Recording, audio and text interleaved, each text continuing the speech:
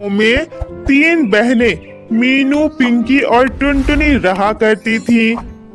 मीनू सबसे बड़ी बहन थी तो वहीं टुनटुनी सबसे छोटी थी। तीनों बहनों के पास एक एक खेत था जिनमें एक एक पेड़ लगे हुए थे। मीनू के पास सेब का पेड़, पिंकी के पास आम का, तो वहीं टुनटुनी के पास अमरूद का पेड़ हुआ करता था। तीनों अपने अपने पेड़ पर घर बनाकर रहती थीं। टुनटुनी बहुत मेहनती थी और ईमानदार भी थी। वो अपने पेड़ की खूब देखभाल करती थी, इसलिए उसका पेड़ बहुत स्वस्थ, हरा भरा और फलदार रहता था। उसमें ढेर सारे मीठे मीठे फल लगते थे। दूसरी ओर पिंकी और मीनू दोनों बहुत कामचोर थीं। वो दोनों अपनी पेड़ की बिल्कुल भी देखभाल नहीं करती थी।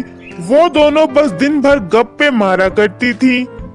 वो दोनों टुनटुनी के अमरूद के पेड़ की हरियाली और फल देखकर बहुत जलती थी। अरे पिंकी, इस टुनटुनी का पेड़ देखा है तूने?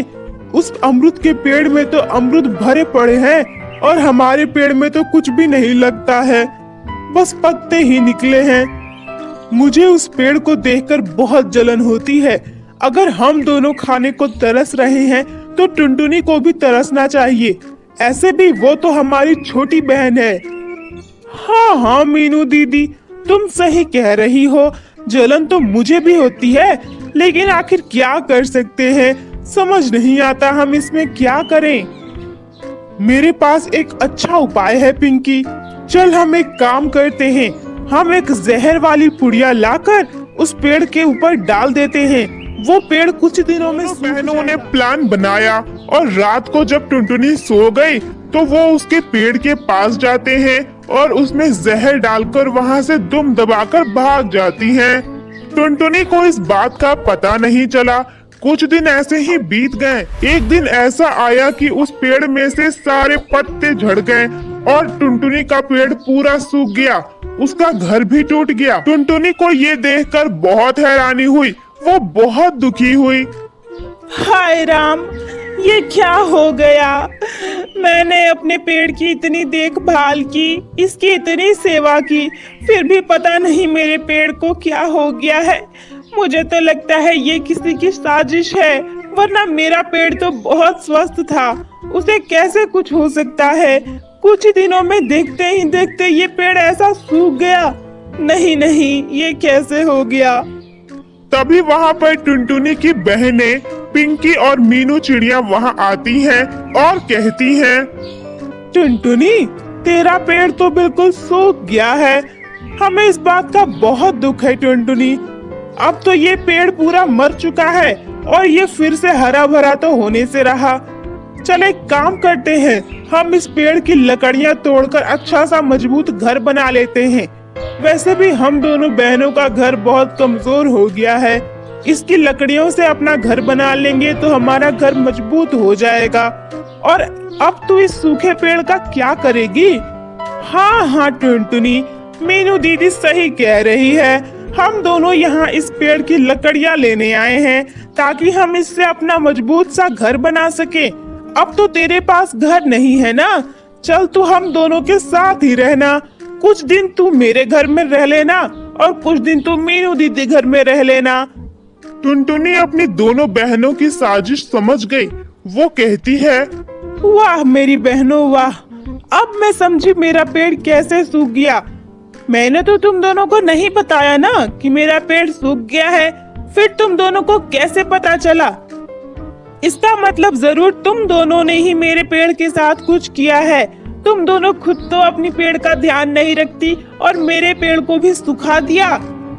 चली जाओ यहाँ से तुम दोनों, वरना मैं दरोगा के पास चली जाऊंगी और तुम दोनों की शिकायत कर दूंगी।